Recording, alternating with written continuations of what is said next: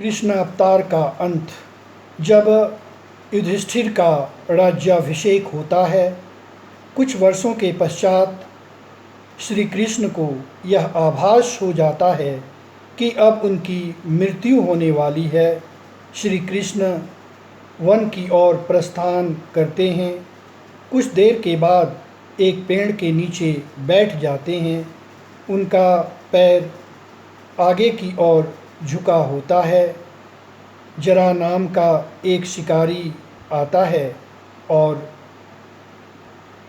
हिरण समझकर उस पर वान चलाता है। वान पैर में लग जाता है।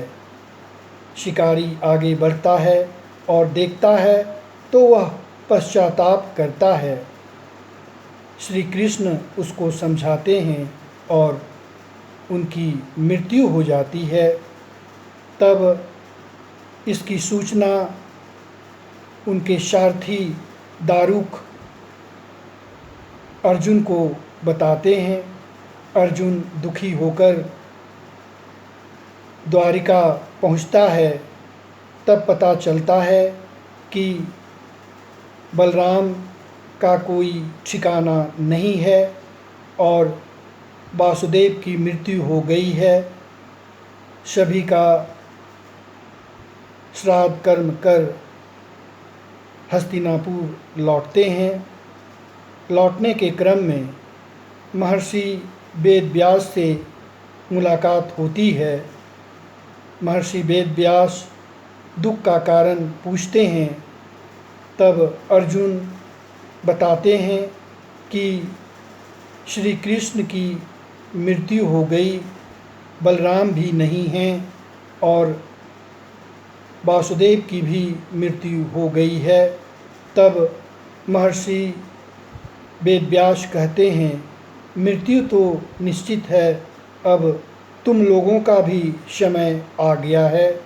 इस बात को अर्जुन युधिष्ठिर को बताते हैं और युधिष्ठिर परीक्षित को राजा बनाकर सभी भाइयों और पत्नी के साथ चलने लगते हैं। साथ में एक श्वान भी चलने लगता है। कुछ दूरी जाने के पश्चात द्रौपदी की मृत्यु हो जाती है। फिर सहदेव की मृत्यु हो जाती है। फिर नकुल की मृत्यु हो जाती है। फिर भीम की मृत्यु हो जाती है। फिर अर्जुन की मृत्यु हो जाती है। अब युधिष्ठिर श्वान के साथ आगे चलने लगते हैं। उसी समय भगवान इंद्र प्रकट होते हैं और कहते हैं, चलो मेरे साथ स्वर्गलोक। तब युधिष्ठिर कहते हैं, मेरे साथ एक जानवर है, मैं इसे छोड़कर नहीं जा सकता हूँ। तब यम आता है और कहता है,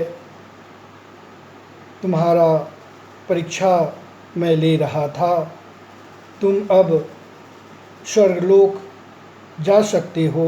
और तब युधिष्ठिर इंद्र भगवान के साथ स्वर्गलोक चले जाते हैं।